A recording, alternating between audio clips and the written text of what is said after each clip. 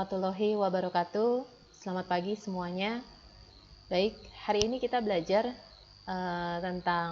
mengenai tentang metode greedy. Kemarin kita sampai dengan algoritma greedy. Jadi hari ini kita melanjutkan metode greedy yang ketiga, yaitu dengan algoritma pemrograman greedy. Di sini juga nanti kita akan membahas tentang problema dan model graf yang juga akan mempergunakan metode greedy. Baik, kita lanjutkan terlebih dahulu pembahasan kita minggu lalu tentang algoritma pemrograman greedy, di mana dia merupakan jalan keluar atau solusi untuk knapsack problem. Untuk algoritma greedy dengan permasalahan tentang knapsack problem, ini adalah algoritmanya. Jadi ini algoritmanya ya, jadi bukan berarti ini nanti dimasukin ke program ya, tapi ini adalah prosedur atau langkah-langkahnya untuk menyelesaikan knapsack problem. Di sini kita lihat, saya terlebih dahulu gantikan pointernya.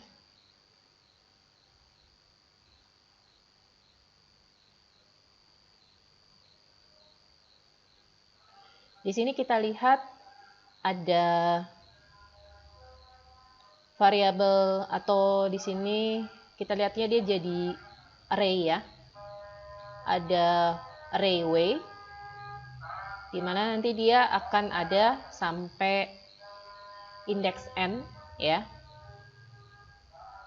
Tipenya datanya adalah float. Begitu juga dengan array x ya. Nanti diawali atau dia berakhir sampai n input ya. Lalu di sini ada variabel m dan variabel isi. Semuanya ini bertipe data float. Ada lagi variabel i sama variabel n yang tipe datanya adalah integer. Kita lihat di sini 0 akan diberikan untuk yang variabel x ya. Lalu m ini itu akan nanti dikopikan hasilnya atau bisa dikatakan isi sama dengan m gitu ya.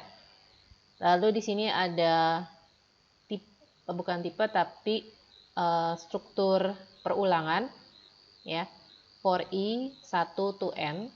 Jadi n ini nanti sebanyak data yang nanti akan kita lihat atau kita hitung. Karena dia kan termasuk knapsack ya. Jadi nanti ada berapa barang yang nanti kita mau hitung beratnya. Nah itu ada di n ini. Lalu nanti kita lihat WI itu lebih besar dari isi, maka exit and if. Tapi kalau dia tidak ya berarti XI sama dengan 1. Lalu isi sama dengan isi dikurang WI ya. Oke ya, kita langsung masuk aja ya dengan contohnya. Efektif jika data PI per WI disusun secara tidak naik lebih dahulu. Jadi sebelum masukkan ke algoritma pemrograman greedy-nya, kita urutin dulu gitu ya. Urutin dulu yang mana dari barang tersebut yang mau kita hitung dengan cara PI per WI-nya ya, kita hitung nanti yang secara tidak naik lebih dahulu. Artinya dia nanti hitungnya paling besar dulu gitu ya. Paling besar dulu hasil dari PI per WI itu barang itu yang nanti akan dimasukkan ke pemrograman greedy-nya. Jadi nanti kita lihat yang paling besar yang mana itu yang nanti dihitung terlebih dahulu ya. Oke ya, kita lihat di sini ada kasusnya, diketahui bahwa kapasitas dengan variabel M-nya itu sebesar 20 kilo.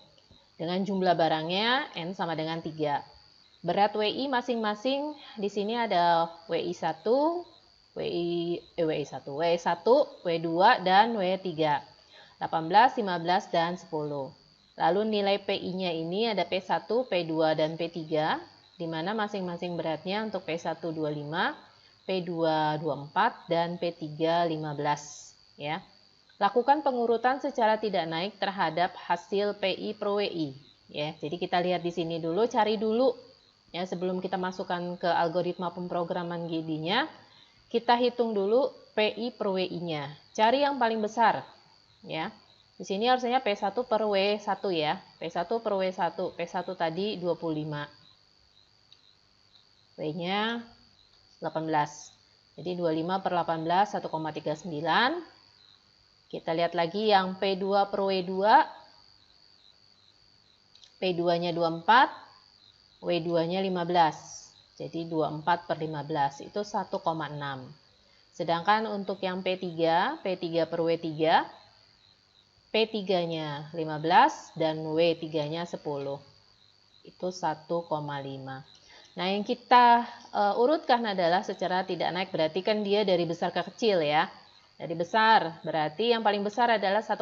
Artinya nanti kita hitung adalah yang masuk ke pemrograman atau masuk ke algoritma pemrograman greedy adalah barang kedua dulu gitu. Atau kita bisa katakan kita urutin dulu boleh ya, atau Anda langsung masukin ke algoritma pemrograman greedy-nya nggak masalah. Jadi nanti kita hitung ini dulu gitu ya. Nah, setelah yang barang keduanya sudah dihitung, baru nanti yang besar kedua. Besar kedua adalah yang barang ketiga. Ini. Oke, dan yang terakhir nanti barang pertama. Oke ya. Tadi saya katakan, Anda bisa langsung masukkannya ke algoritma pemrograman greedy. Artinya nanti langsung direaksikan untuk barang keduanya. Tapi ada cara lain, kita urutin dulu gitu. Ya, jadi kalau daripada nanti Anda bingung yang mana mau dihitung, lebih baik diurutkan juga boleh ya. Kita urutin dulu di sini, berarti nanti P2 itu jadi P1 ditukar. Ini dia. Ya, P2 jadi P1. Kan P2-nya 24 ya. Nah, jadi P1. Sekarang P1-nya 24. Oke, begitu juga dengan beratnya ikut ya. Beratnya kalau yang W2 15. Maka sekarang W1-nya jadi 15. Nah, sama nih, P3 juga gitu. P3 jadi barang kedua. Jadi nanti dihitung yang kedua ya. P3-nya 15. Maka sekarang P2-nya itu adalah 15. W2-nya itu 10. Ya, ini 10. Dan ini barang yang tadinya barang pertama, sekarang jadi barang terakhir kebetulan ya. Karena di sini dia ternyata nilainya lebih kecil dari yang lain. Maka dia jadi P3. Oke, P3 itu beratnya 25. W1-nya jadi W3 sekarang, itu beratnya 18. Oke? Jadi bisa seperti ini Anda lakukan atau langsung Anda masukkan ke algoritma pemrograman greedy, nggak masalah ya. Tapi kalau Anda takut bingung, Anda urutin dulu ya berdasarkan yang dari besar ke kecil ya. Nah, sekarang kita masukkan hasil tadi itu, kita masukkan ke algoritma pemrograman greedy. Nah, seperti tadi ya, Anda tadi masukkan isi itu tadi M ya. M itu isi sama dengan M. Maka nanti M-nya kan tadi 20 ya. Maka nanti variabel isi itu nanti isinya adalah 20. Ya, kita mulai dari 0, I-nya mulai dari 1. Nah, ini mulai dari yang X pertama. Kondisi salah kita lihat ya. W1 sebenarnya ya. W1 lebih besar dari isi. W1 kan tadi 15 ya. W1 15, apakah 15 lebih besar dari 20? Kondisi salah. Maka barang tersebut dapat dimuat seluruhnya. Jadi kita bikin 20 dikurangin 15. Anda nanti lihat ya, bolak-balik kalau nanti bingung, lihat lagi nanti algoritma yang tadi di halaman yang paling awal ya. 20 dikurangin 15. Oke. Di sini maka sisa 5 kilo. Jadi isi nanti adalah sisanya 5 kilo ya.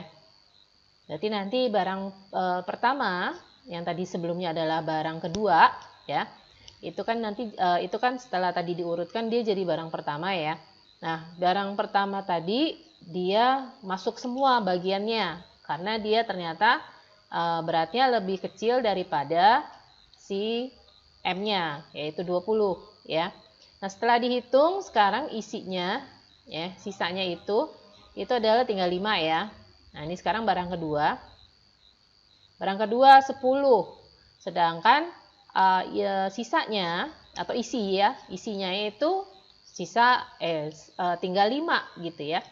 Berarti kan di sini kondisi benar, maka nanti langsung nih seperti ini. 5/10. Karena ini sisanya dan ini adalah berat barang yang kedua, setengah. Jadi benda 10 kilo hanya dapat dimuat setengah bagian. Ya, yaitu 5 kilo saja berarti kan ya. Sedangkan barang yang pertama tadi seluruhnya dan barang kedua ternyata cuma setengah. Oke, I3 udah nggak ada lagi sisanya karena tadi sudah dihabiskan oleh barang yang kedua. Karena di sini katakan diakhiri karena ransel sudah penuh, maksimalkan 20 kilo. Ya, maka profit nilai yang didapat adalah ini profit ya, jangan dilihat W-nya lagi. P1 tambah P2 tambah P3. Ini kan PI P apa namanya komposisinya ya, 24 dikali 1 bagian, lalu 15 dikali setengah bagian. Ini bukan 18 ya, ini 25. Kan P ya, profit bukan berat. Jadi ini ada kesalahan ketik mungkin ya. Di slide-nya ini harusnya 25. Tapi nggak ngaruh ya, karena ternyata barang ketiga tidak dibawa sama sekali, artinya 0 bagian. Ya, jadi dikali 0. Tetap aja di 0 ya. Jadi 24 dikali 1 yaitu 24, 15 dikali setengah yaitu 7,5, dan ditambah 25 dikali 0 yaitu 0. Maka hasilnya adalah 31,5. Ya, semua keputusannya sama ternyata ya. Kalau kita mau pakai algoritma greedy maupun pakai algoritma pemrograman greedy ataupun pakai yang 3 kemarin ya, WI minimal, PI maksimal, PI per WI maksimal gitu ya. Ternyata keputusannya juga sama, 31,5 ya. Dengan komposisi yang sama, 1,5 dan 0. Oke? Ada yang mau ditanyakan? Nanti silakan ditanyakan kalau Anda masih belum mengerti ya. Oke, kita lanjutkan. Itu untuk knapsack problem yang mempergunakan metode greedy. Ada lagi yang mempergunakan metode greedy. Oh ya, sebelumnya kita masuk dulu ya kesimpulannya di sini. Oke ya. Ini kesimpulan yang tadi di hari karena ransel sudah penuh. Ini tadi ya, ini salah, ini 25 ya.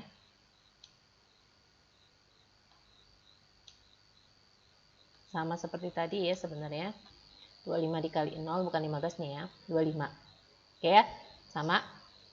Maka kesimpulannya adalah cara matematika dianggap lebih rumit dan tidak cocok untuk digunakan karena harus memperhatikan nilai probabilitas setiap item.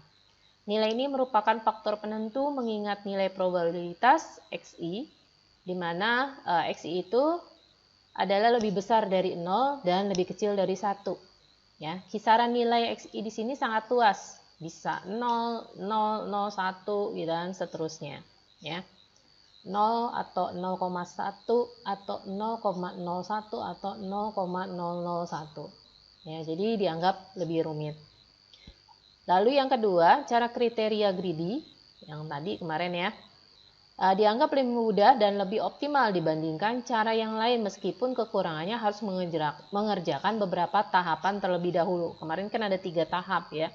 Jadi kita kerjakan dulu 3-tiganya, baru nanti kita lihat dari ketiga-tiganya itu kita ambil kesimpulan lalu kita hitung PI per XI-nya gitu ya.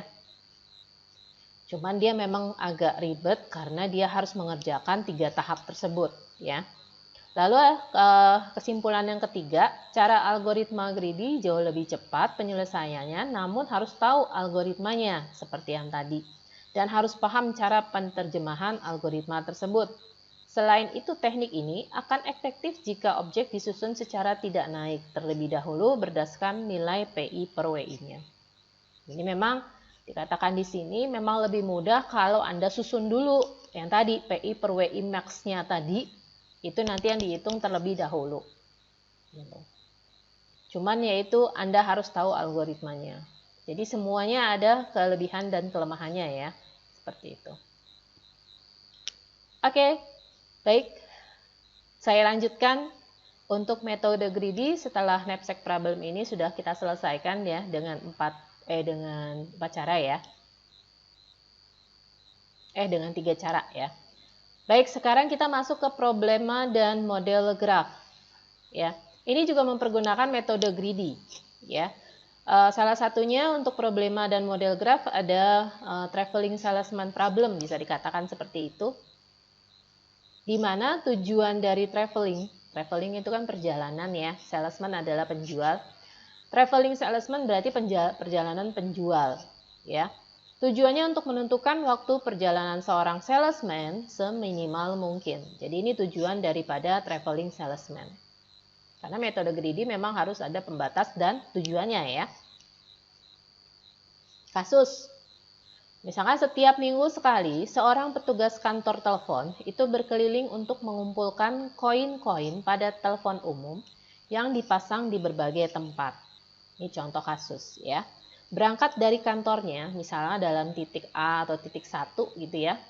Ia mendatangi satu demi satu tempat telepon umum tersebut dan akhirnya kembali ke kantor lagi. Masalahnya, ia menginginkan suatu rute perjalanan dengan waktu minimal. Jadi tujuannya adalah dia menentukan perjalanan untuk mengumpulkan koin seminimal mungkin. Ya, oke. Bagaimana pemecahannya dengan metode greedy? Ya, saya perlihatkan dulu untuk model graf awalnya. Di sini 1 itu adalah markasnya atau bisa dikatakan dia kantor pusatnya. Ya, diibaratkan seperti itu. Oke, lalu ini ada 4 telepon umum.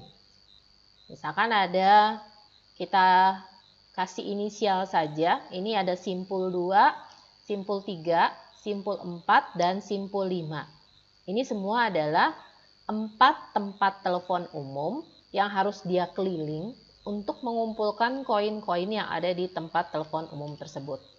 Nah, sekarang tujuannya dia harus keliling semua tempat telepon umum tersebut, ngumpulin koin, lalu balik lagi ke kantornya yaitu di simpul 1, tapi harus cepat, artinya waktu yang dia pergunakan untuk mengumpulkan koin di 4 tempat telepon umum tersebut itu harus minimal. Tuh. Bagaimana caranya? Nah, di peta ini ternyata ada banyak banget perjalanan ya. Ini mungkin dalam kilometer ya satuannya ya. Jadi kita lihat di sini. Ini petanya ya ibaratnya. Dari markasnya ini ke tempat telepon umum kedua itu ada berbagai alternatif. Ada yang, ini bukan kilometer tapi menit ya. Ini ada 7 menit ya. Karena dia kan harus, ini adalah dia harus cepat balik lagi ke kantor ya. Jadi ini adalah satuannya menit ya. Ada 7 menit ya. Perjalanan dari kantor 1 ke tempat telepon umum 2. Ya ini 7 menit. Alternatif lain. Enggak. Ini alternatif lain. Ada lagi kalau dia mau ke tempat telepon umum ketiga itu 10 menit. Kalau dia mau ke tempat telepon umum kelima itu 12 dan tempat telepon umum yang keempat itu 11. Ya, nggak mesti urut kan, harus kedua dulu, harus ketiga dulu, 4 dulu, terus 5 enggak ya. Jadi dia harus, pokoknya ada 4 tempat telepon umum, dia harus keliling semuanya. Yang mana dulu yang mau dikunjungi gitu. Pokoknya 4-4-nya harus dikunjungi lalu balik lagi. Ya. Dan ini adalah petanya, bagaimana dia mencapai tempat telepon umum tersebut. Ya. Nah, caranya adalah, ini berbagai macam ya. Caranya adalah, nah nanti kalau seandainya dia udah sampai di tempat telepon umum kedua atau tempat telepon umum kelima, misalkan gitu ya. Dia harus milih jalan lagi, kemana dulu nih, mau ke, misalkan dari 5, mau kemana dulu nih, mau ke 4, mau ke 3, atau mau ke 2, gitu. ya. Jadi dia harus milih yang mana yang paling cepat tuh. Ya, misalkan tadi ya dari 1 ke 5 misalkan, ya dari 1 ke 5. Nah, dari 5 kemana lagi gitu. Ya, pokoknya balik ke 1 lagi nanti minimal waktunya atau hemat waktu ya. Oke ya. Penyelesaiannya kita lihat dulu. Dimulai dari simpul yang diibaratkan sebagai kantor pusat, yaitu simpul 1 tadi.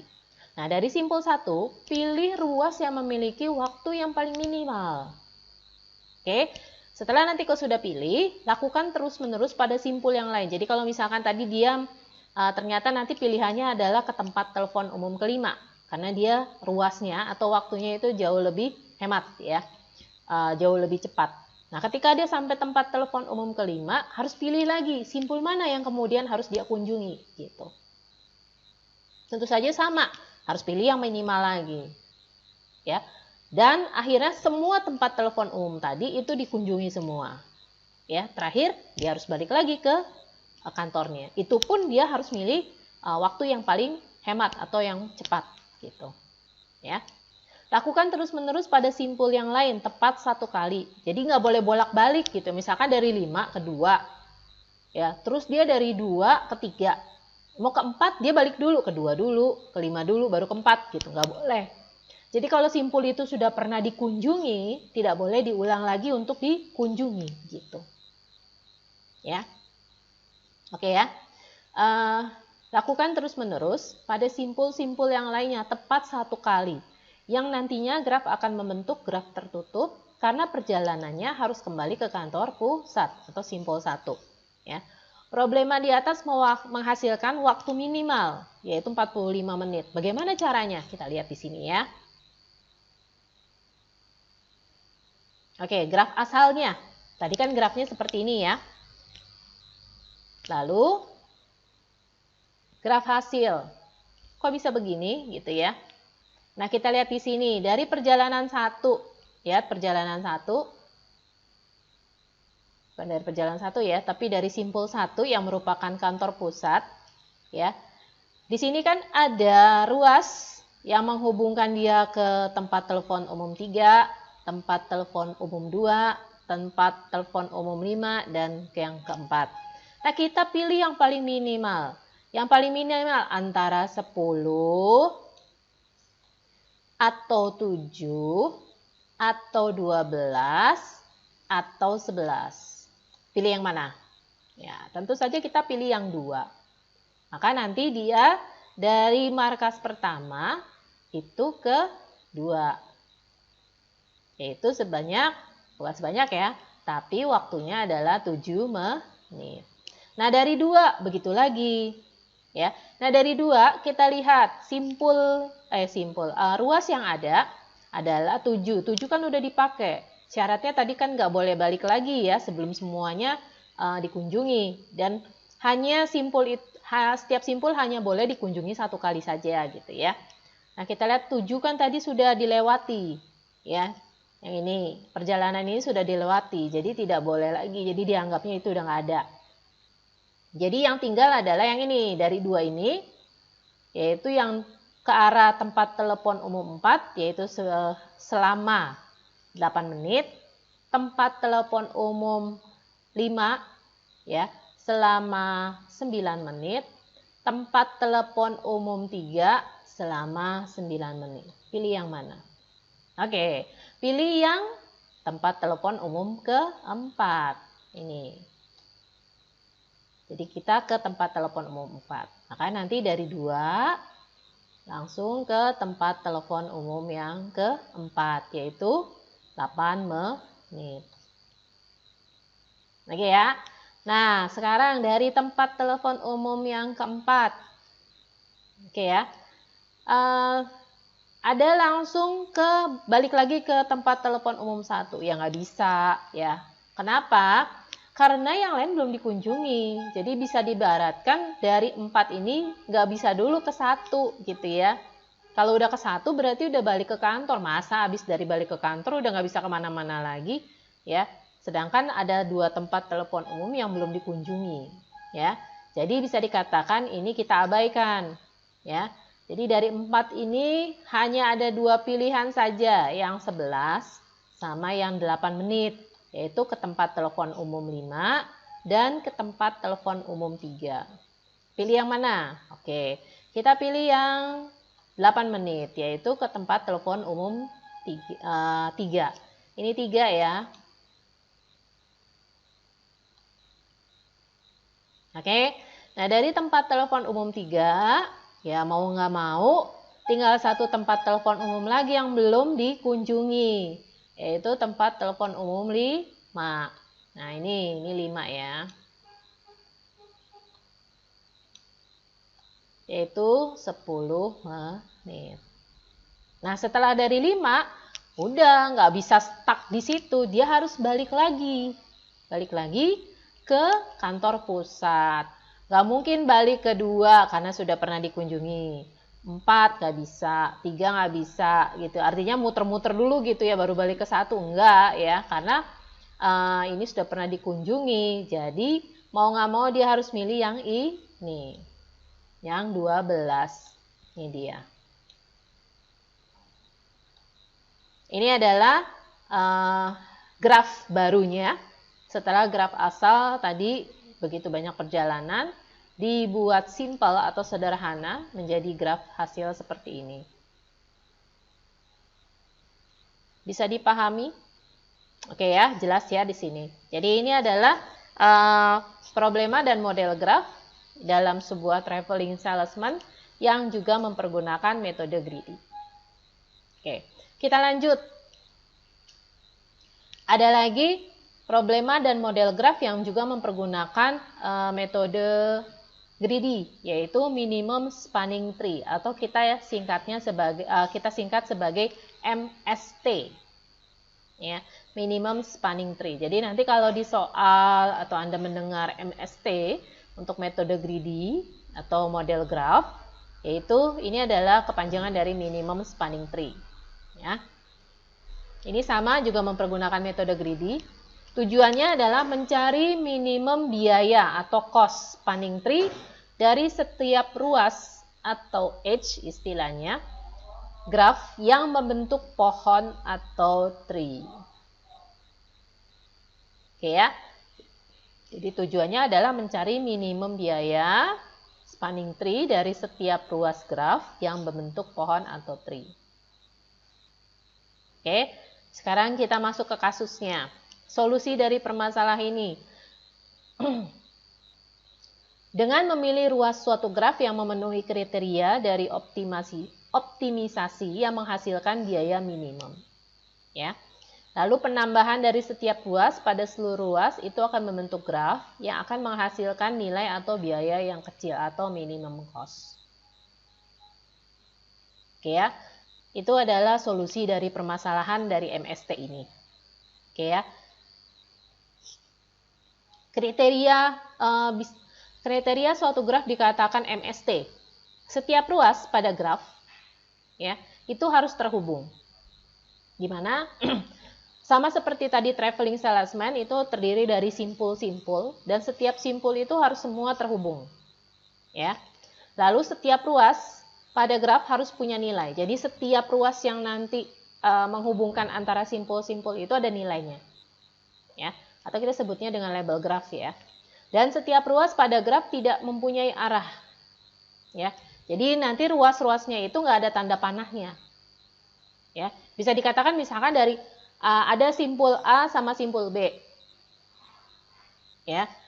Dari A sampai B itu ada ruasnya. Berarti ada perjalanannya lah ibaratkan gitu ya misalkan. Ya. Itu ada ruasnya berarti A ke B sama juga dengan B ke A gitu. Karena dia nggak ada ruas, nggak ada arahnya. Kalau ada arahnya kan berarti misalkan ada tanda panah dari A ke B, berarti perjalanannya cuma dari A ke B, nggak bisa dari B ke A. Ya, karena tanda panahnya dari A ke B gitu. Ya. Tapi untuk minimum spanning tree itu tidak ada arahnya atau tidak ada tanda panahnya. Jadi bisa bolak-balik ibaratnya. Ya. Itu kriteria dari sebuah graf yang kita bisa katakan atau kita kategorikan sebagai minimum spanning tree. Oke ya. Sekarang proses total minimum cost terbentuk graf dengan tahapan sebagai berikut. Dari graf yang terbentuk, apakah memenuhi kriteria MST atau tidak.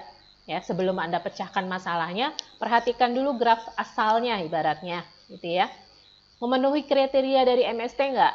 Di mana setiap ruas nanti harus ada hubungannya, dan nanti setiap ruas itu harus ada nilainya, dan setiap ruas tidak ada arahnya atau tidak ada tanda panahnya. Kalau itu semua kriteria memenuhi, baru kita katakan kita bisa memecahkan permasalahan dari graf tersebut dengan MST. Gitu. Ya, lakukan secara urut dari simpul ruas awal sampai dengan ruas akhir.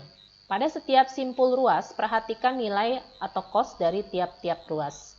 Ambil nilai paling kecil, sama seperti tadi traveling salesman, di mana setiap perjalanan yang tadi di traveling salesman kita pilih yang paling kecil, gitu ya. Entah itu satuannya, nggak peduli satuannya ya. Jadi yang paling kecil nilainya yang penting, ya. Ambil yang paling kecil, lalu lanjutkan ke ruas lain yang paling kecil dan seterusnya, ya. Kalau di traveling salesman, ya, dia harus balik lagi kan ya ke simpul awal. Tapi untuk MST itu tidak mesti balik lagi ke simpul awal. Yang terpenting adalah semua simpul tadi itu ada ruasnya, gitu aja, gitu. Jadi jangan sampai simpul yang sendirian nggak punya ruas antar sesama simpul, begitu. Ya, karena tadi kriteria MST syaratnya semua simpul harus terhubung, gitu. Ya. Oke, lanjutkan ke semua simpul ruas tergambar pada spanning tree, jumlahkan nilai kos yang dipilih tadi. Jadi setelah tadi kalau sama seperti traveling salesman. Jadi setiap tadi nilai yang tadi kalau di traveling salesman kan nih. Maaf ya, saya balik dulu sebentar. Nah, di traveling salesman jangan lupa nanti ditambahin tadi nilainya gitu ya. Karena kita mau tahu berapa menit dia dari markas utama itu keliling untuk ke setiap tempat telepon umum lalu balik lagi gitu ya. Nah, tadi diperolehnya tadi kan 45 menit ya. Jadi tadi 7 sama tadi ya, maaf ya tadi ketinggalan. 7 tambah 8, 15, 15 tambah 8 itu berapa tuh? 23 ya. 23, 43. Salah ya. 33 ya. 33 lalu tambah 12 itu adalah 45. Jadi bisa dikatakan ini ya hasilnya adalah 45 menit ya. Jadi ini sama nanti MST juga seperti itu. Jadi setelah nanti Anda sudah connect semua simpul yang tadi, sudah digambarkan dalam graf yang baru, jangan lupa nilai yang ada di masing-masing ruas itu nanti kita jumlahkan. Supaya kita tahu minimum cost-nya gitu ya, itu berapa. Oke ya. Oke, sekarang kita lihat ada kasus di sini. Lihat, di MST tidak ada tanda panah ya. Kriterianya, kita lihat dulu. Semua simpul ini terhubung, betul ya? Oke, masuk. Terus grafnya tidak berarah, betul, nggak ada tanda panah. Dan grafnya punya label, artinya setiap ruasnya ini ada nilainya. Oke, jadi graf ini bisa kita selesaikan kasusnya dengan MST atau minimum spanning tree. Oke, baik. Sekarang kita masuk tadi ya, bagaimana cara menyelesaikannya. Sama seperti yang traveling salesman. Anda sebenarnya mulai dari mana aja juga boleh ya. Ibarat aja kita di sini aja mulai dari 1 lah ya, simpul 1. Nah, simpul 1. Coba kita lihat dulu ya. Ya. Simpul 1. Dari simpul 1 ada ruas yang nilainya 10, 45 sama 30. Ini kita abaikan satuan dari si nilai-nilai tersebut ya. Yang paling kecil yang mana? Oke ya, kita pilih yang 10. Maka nanti dari simpul 1 ke simpul 2, nilainya 10. Nah, dari simpul 2 ada ruas, ngapain lagi kita balik-balik ya. Ini kita sudah abaikan karena dia sudah dipilih ya. Ada ruas yang nilainya 25. Ada nih ruas yang nilainya 40 dan ada ruas yang nilainya 50. Ya, kita pilih yang 25. 25 ke simpul 6. Nah, ini 25. Oke. Nah, sama dari 6 ya. Ada ruas yang nilainya 20. Ada yang nilainya maaf ya. Ada yang nilainya 55 dan ada yang nilainya 15. Pilih yang mana? Oke, 15. Yaitu ke simpul 3. Oke ya. Nah, dari simpul 3 ya, ada yang nilainya 35. Ya. Kalau ini 50, masa balik lagi gitu ya, karena simpul 2 tadi sudah digambarkan. Begitu juga dengan yang 15 ke simpul 6 juga udah digambarin ya. Jadi mau nggak mau kita ke simpul 5. Oke ya.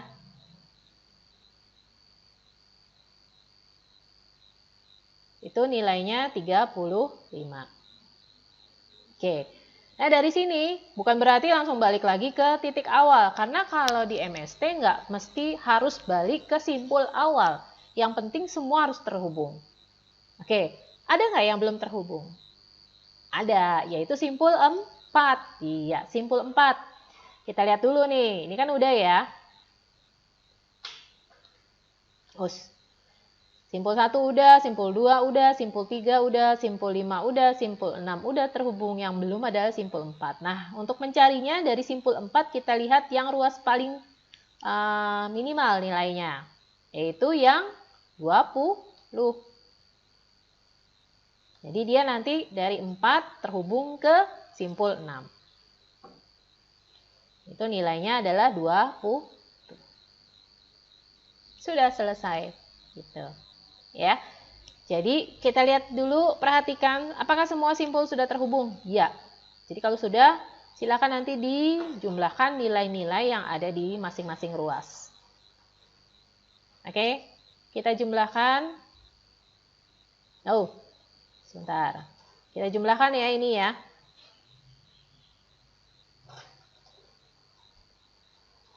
Kita jumlahkan di sini. Ini 10. Tadi di awal sudah ada nggak ya nilainya? Kita lanjut aja ya. Ini 10. 10 tambah 25 adalah 35. 35 tambah 15 berapa? 50. 50 tambah 35, 85. 85 tambah 20, yaitu 105. Oke, jadi minimum cost-nya adalah 105. 85 tambah 20 tuh ya, 105. Jelas di sini? Ya, perbedaannya adalah seperti itu. Jadi Anda harus membedakan bagaimana penyelesaian dengan traveling salesman dan bagaimana dengan MST. Traveling harus balik lagi ke simpul awal, ya, sedangkan MST tidak. Kalau MST, asalkan semua simpul harus terhubung, sudah. Gitu. Jelas ya? Oke, baik. Sekarang kita lanjutkan ke problem dan model graf yang ketiga, yaitu sorted path problem. Sama, dia juga mempergunakan metode greedy untuk penyelesaiannya. Kita singkatnya sebagai SPP. Kalau tadi kan minimum spanning tree, kita singkatnya MST ya. Sekarang untuk sorted path problem kita singkatnya SPP. Nah, biasanya memang kalau di soal dia tidak menyebutkan panjang ya. Sorted path problem bla bla bla bla gitu. Enggak ya. SPP gitu langsung ya. Jadi biar Anda nggak bingung nanti kalau di soal ada singkatan-singkatan seperti ini. Oke ya. Untuk yang SPP, tujuannya menghitung jalur terpendek dari sebuah graf berarah. Jadi sebenarnya tiga graf tadi, problema graf tadi, itu semuanya pasti memilih nilai yang kecil untuk dilakukan atau dihitung terlebih dahulu gitu. Ya. Jadi kita lihat di sini tujuannya menghitung jalur terpendek dari sebuah graf terarah. Jadi semuanya mencari nilai minimum, ya. Kriteria untuk permasalahan sorted path problem. Setiap ruas pada graf harus punya nilai, sama seperti SPP, sama seperti traveling salesman, ya. Dan setiap ruas pada graf tidak harus terhubung. Ingat, tidak harus terhubung. Jadi misalkan nanti ada simpul yang tidak bisa dihubungkan karena ya tadi gitu ya. Karena dia tidak ada di dalam perjalanan graf tersebut gitu. Maka ya sudah, abaikan saja itu si simpul gitu. Ya. Kalau MST tadi kan semua simpul harus terhubung di dalam graf tersebut. Tapi kalau untuk SPP, nggak semua, tidak diharuskan semua simpul itu tergambar dalam graf yang baru. Gitu. Jelas ya? Lalu yang syarat ketiganya, setiap ruas pada graf tersebut harus punya arah. Atau kita sebutnya graf berarah. Jadi nanti di dalam SPP, setiap ruasnya itu ada tanda panahnya. Seperti tadi saya utarakan sebelumnya. Misalkan dari simpul A ke simpul B, itu ada tanda panahnya dari A ke B. Ya, Anda tidak bisa ngitungnya dari B ke A, dari B ke A gitu ya. Tidak. Karena tanda panahnya menganjurkan Anda dari A ke B. Gitu. Jadi nilai yang nanti tercantum di ruas itu untuk perjalanan dari A ke B, bukan dari B ke A. Jelas di sini? Ya. Jadi yang namanya shortest path problem, itu ruasnya ada arahnya dan tidak bisa diberlakukan bolak-balik. Artinya A, B sama juga dengan BA. Tidak. Ya, dia harus cari jalan lain gitu. Bisa dipahami sampai sini? Oke ya. Nah, ini ada kasus nih. Ya, saya punya berapa simpul nih? 6. Ada 6 simpul. Di mana tiap simpul tersebut itu ada perjalanan ke simpul yang lain, ya. Lalu ada di sini ada tercantum entah ini kilo satuannya atau dia menit kah gitu ya. Tapi tentu saja tujuannya sama. Semua mencari nilai minimum gitu. Ya, ketika nanti dijumlahkan semua mencari nilai minimum. Oke ya. Kita lihat di sini, hitung jarak satu persatu sesuai dengan arah yang ditunjukkan oleh tiap ruas. Hitung jarak satu persatu. Jadi nanti yang kita hitung adalah perjalanan dari A ke B itu yang paling minimum itu yang mana gitu. Anda boleh A, C, B gitu. Artinya saya mau ke B, tapi saya lewat dulu ke C, baru nanti dari C ke B, boleh. Asalkan tadi, ya, perjalanan dari A ke C, itu nanti dijumlahkan dari perjalanan C ke B, itu harus minimum nilainya. Ya, bisa dikatakan pasti banyak alternatif perjalanan yang dimungkinkan untuk ke suatu titik. Yang tadi ya, dari A ke B, Anda bisa melewati A, C, B. Atau Anda bisa dari A, C, D, B. Lihat tanda panahnya, Ini tanda panahnya ya. Maaf ya, di sini kecil-kecil tanda panah, jadi Anda harus lihat secara teliti. Tapi nanti kalau di soal pasti digambarkan tanda panahnya besar-besar kok ya. Ya di sini, tuh.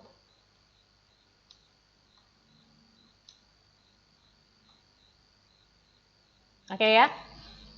Jadi kalau mau ke B, itu misalkan dari A, C, B bisa. Atau dari A, C, D, B bisa. Jadi semua perjalanan itu Anda tulis. Boleh ditulis semuanya, tapi akan menghabiskan waktu yang sangat lama. Jadi memang lebih baik cukupnya ya Anda pilih untuk satu perjalanan dari satu simpul ke simpul yang lain, Anda pilih 3 perjalanan aja. Nah, dari 3 perjalanan tentu saja ambil yang paling kecil. Ya. Oke ya, kita lihat ini. Hitung jarak satu persatu sesuai dengan arah yang ditunjukkan oleh tiap ruas. Perhitungan dilakukan terhadap ruas graf yang memiliki jalur awal dan akhir. Ya. Oke, kita lihat di sini ini perjalanannya graf yang tadi asalnya. Ya, tanda panahnya, perhatikan tanda panahnya ya. Nah, sekarang penyelesaian pertama, melihat proses simpul yang mempunyai awal dan akhir tujuan dari graf. Maka nanti kita lihat di sini dari A ya. Jadi ibaratnya di sini awalnya adalah A ya. Dari A ke B bisa ya. Dari A ke C perjalanannya itu yang dimungkinkan ya. Dari A tujuannya ke B, atau dari A tujuannya ke C, atau dari A tujuannya ke E. Nih. Atau dari A tujuannya ke D. Yang enggak ada itu dari A tujuannya ke F. Kenapa? Karena tidak ada perjalanan dari A itu ke F. adanya dari F ke A gitu. Ini lihat tanda panahnya. Nah, kalau seperti ini, karena kita ngambil titik awalnya adalah A, kalau seperti ini berarti nanti si F ini kita nggak hitung. Artinya dia kita abaikan karena tidak ada perjalanan dari A ke F. Ya, kalau dilihat di gambar adanya dari F ke A bisanya. Tuh. Jelas di sini? Ya, kecuali nanti kalau soalnya titik awalnya dari F, baru deh Anda silakan hitung dari F ke A, terus dari F ke C, F ke D, F ke B, F ke E. Boleh, ya. Tapi kalau di sini, nih, kasus yang di sini, ya, dia maunya simpul awalnya adalah dari A. Simpul akhirnya ke masing-masing simpul tersebut. Ya. Ternyata dari A ke F tidak ada. Jadi dari A ke F itu kita hilangkan atau kita abaikan karena memang tidak ada perjalanannya. Sesuai dengan tanda panah yang ada di ruas tersebut nih kan. Tidak ada yang nanti masuk mau lewat manapun enggak. Untuk masuk ke F itu enggak ada gitu. Ya, adanya dari F ke masing-masing simpul tersebut. Masing-masing simpul yang ada di graf ini. Ya. Jadi penyelesaiannya nanti hemat misalnya. Jadi yang kita hilangkan dari A ke F karena nggak ada. Dari A ke B, dari A ke C, dari A ke D, dan dari A ke E. Nah, kedua, mencari jalur terpendek dari tiap proses keempat jalur tersebut dengan menghitung panjang tiap-tiap jalur. Kita lihat di sini. Oke, sekarang kita hitung dari A ke B dulu. Angka penyelesaian pertama, kita mau dari A ke B. Yang tadi saya katakan, bahkan nanti A pasti akan menemukan banyak sekali perjalanan, tapi kita pilih yang 3 saja. Ya, kita ngitungnya 3 aja. Ya, Anda bisa ngira-ngira ya. Dari A ke B bisa langsung ya, karena ada tanda panahnya nih dari A ke B. Ini dia.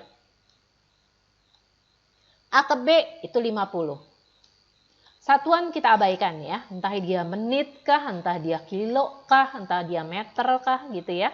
Nggak usah ya. Jadi kita yang kita perhatikan adalah 50. Tapi nanti kalau seandainya di soal ada satuannya, silakan dicantumkan ya. Tapi kalau tidak ada satuannya, nggak usah pusing ya. Oke ya. Dari A ke B itu 50. Nah, mana lagi perjalanan yang memungkinkan dari A ke B? Ya, itu dia. Dari A, ini bisa ke C. Lalu dari C, itu bisa ke D, bisa ke B. Habis itu ya. Dari A ke C, C ke D, D ke B. Nggak bisa tuh dari C ke B, karena tanda panahnya ternyata dari B ke C. Tuh nih. Jelas ya di sini ya. Jadi kita dari A ke C, yang tadi. Lalu ke D, nih. Lalu ke B, karena ada perjalanan yang memungkinkan. Aduh, nih, perjalanan yang memungkinkan. Oke ya. Satu lagi, karena tadi saya bilang, lebih baik setiap perjalanan itu kita pilih 3 perjalanan. Artinya 3 jalur ya. Dari A tujuannya ke B. Bagaimana caranya? Dari A ya. Kita lihat di sini. A ke E bisa ya. A ke E, ke D, lalu ke B. Ya, lihat tanda panahnya. Ini tanda panahnya dari A ke E ya. Maaf ini mungkin kekecilan. Ini dari A ke E ya. A ke E ke D, ini ada ya. Dari D ke B. Nah, ini dia. Yang tadi yang A ke B, perjalanan ACDB, ini ya, kita hitung, ini dapat 45, sedangkan AEDB itu perjalanan kita hitung, ya. Berarti kan dari A ke E 45, dari E ke D itu 35, dari D ke B itu 20. Jadi 25 tambah 35, 45 tambah 30 tambah 20. Maka dapatnya 95. Dari 3 jalur perjalanan yang kita tulis, kita tentu saja pilih yang paling kecil nilainya, yaitu ini. Jadi kesimpulannya untuk dari A ke B, kita pilih perjalanan ini. Ini dia. Jelas di sini? Oke. Selesai ya untuk dari simpul A ke B. Ya. Sekarang kita masuk yang ke simpul A ke C. Dari simpul A ke C. Ini mah sebenarnya nggak usah dihitung lagi ya. Udah paling kecil nilainya ya. Ya, jadi kalau Anda sudah ngelihatnya dia, ini mah udah paling kecil lah nilainya, jadi nggak usah ambil lagi sampel berikutnya gitu ya. Dari A ke C ini ada tanda panah nih, dari A ke C yang 10. Sebenarnya sih langsung bisa kita putuskan. Ya. Kalau ada yang lebih kecil lagi silakan, tapi masalahnya di sini nggak susah untuk mencari yang lebih kecil dari 10. Karena semua nilai ini di atas 10, 20, 50, 15. Wah, ribet kalau ditambahin juga nanti gede-gede juga, lebih gede dari 10 gitu ya. Jadi memang kalau kita sudah melihat ada yang lebih pendek, ya udah langsung aja kita putuskan tanpa harus membuat atau melakukan perjalanan 3 sampel lagi gitu ya. Jelas ya di sini ya. Kalau sudah langsung terlihat itu paling pendek, ya udah pilih aja langsung. Tapi kalau ternyata memang masih ada kemungkinan yang lebih pendek lagi, ya silakan nanti dihitung gitu. Ya. Tapi kebetulan di sini nggak ada ya. Jadi kita sudah putuskan dari A ke C itu bisa langsung. Yaitu sebesar 10. Gitu. Menghemat waktu ya. Oke, sekarang masuk untuk dari simpul A ke C sudah selesai, A ke B sudah selesai. Sekarang kita masuk yang dari simpul A ke D. Ya. Dari simpul A ke D. Ada yang dari A, C, D. Jadi 10 tambah 15, 25. Apakah masih mungkin ada yang lebih kecil? Nah, nanti kita lihat ya. Oke, A, C, D yang tadi ya. Nih, A, C, D. Itu 25. Masih ada nggak yang mungkin? A, B, E, D. Ya, kalau Anda muter-muter dan merasa ada yang masih kecil, silakan ya. Tapi kalau Anda yakin, kayaknya udah nggak ada deh yang lebih besar, lebih kecil dari 25 gitu ya. Langsung aja Anda putuskan bahwa perjalanan dari satu simpul ini ke simpul ini, itu adalah perjalanannya yang dari simpul ini, dan simpul ini gitu. Ya. Jelas ya di sini ya. Nah, ini udah kita bisa putuskan bahwa dari A ke D itu melalui A, C, D. Oke. Menghemat waktu. Jelas. Baru sekarang kita ke E. E. Bagaimana? Ada yang 45. Nih, langsung. Ini kan tadi kan tanda panahnya adalah dari ke sini, dari A ke E ya. 45. Ya. Masih nggak ada yang bisa kecil? Bisa jadi gitu ya. Kita lihat dulu. A, C, D, E. Bisa? Bisa. Tapi apakah lebih kecil dari 45 ya? Mau nggak mau kita harus tulis. Dicoba, harus dimasukkan dulu ya. Dikumpulin dulu ya. Lalu dari A, C, D, B, E. Bisa gitu ya. Apakah lebih kecil dari 45? Kita kumpulin dulu. Nah, ini adalah ya perjalanan yang memungkinkan dari simpul A ke simpul E. A, E, 45 tadi. A, B, E. A, B, E ternyata bisa ya. A, B, E. Dari A, B itu 50, B ke E itu 10. Itu 60 ya. Jumlahnya 60. Lalu A, C, D, B. Bisa nih. A, C, D, B, E. Bisa. Itu 10, 15, 30, 10. Ini 65.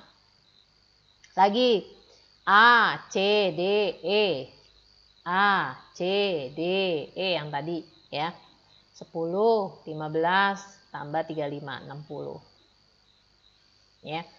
Kalau dari ini saja sudah tidak ada yang lebih kecil dari 45, maka Anda pilih yang paling kecil. Ternyata yang langsung ya. Dari A langsung ke E. Ini 45. Jadi perjalanan perjalanan untuk ke simpul E itu ternyata bisa langsung karena ini yang paling kecil ya. Jadi langsung dari A ke E itu 45. Oke, jelas ya? Oke. Untuk yang F kita nggak perlu hitung karena memang nggak ada perjalanan dari A ke F. Ya, dilihat dari tanda panah gambar ini. Oke ya. Sekarang kita simpulkan. Oke, tabel jalur shortcut path problem. Dari A ke C tadi kita pilih yang langsung ya, yaitu yang 10. Lalu dari A ke D kita pilih perjalanan dari yang A, C, D. Itu panjang jaraknya 25. Lalu dari A ke B itu kita pilih yang A, C, D, B. Panjang jaraknya 45. Dan untuk dari simpul A ke E, kita pilih yang 45. Jadi 10, 25, 45, 45. A, F nggak perlu. Ya. Karena memang shortcut path problem, tidak semua simpul harus digambarkan. Jelas di sini? Oke.